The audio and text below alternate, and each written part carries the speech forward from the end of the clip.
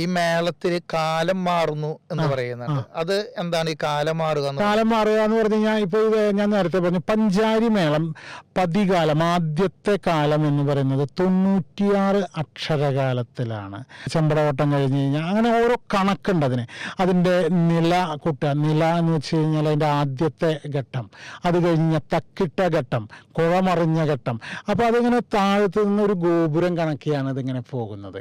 ഒരു ഗോപുരം കണക്കെ പോയി അതൊരു ഘട്ടമാവുമ്പോൾ അത് ഈ 96 അക്ഷരകാലം കൊട്ടാൻ പറ്റാതാവുന്ന, അതായത് താളം വളരെ മുറുകുമ്പോൾ അത് നേരെ അതിൻ്റെ പകുതി താളത്തിലേക്ക് എന്ന് വെച്ചാൽ 48ലേക്ക്, പിന്നെ അത് 24ലേക്ക്, പിന്നെ അത് 12ലേക്ക്, പിന്നെ 6ലേക്ക് ഒക്കെ ഇങ്ങനെ ചുരുങ്ങി വന്ന് ഒരു ഗോപുരം കണക്കെ അവസാനിക്കുകയാണ് ചെയ്യുന്നത്. അത് പാണ്ടിയിലായാലും അങ്ങനെ തന്നെയാണ്. അതിൻ്റെ ആ ഘടന, അത് പാണ്ടി ആയാലും പഞ്ചാരി ആയാലും ഒക്കെ അതിങ്ങനെ വളരെ ഭംഗിയായി ഒരു ഗോപുരം കണക്കെ കൊട്ടി കൂർപ്പിക്കുമ്പോഴാണ് ആ മേളം ഭംഗിയാവുന്നത്.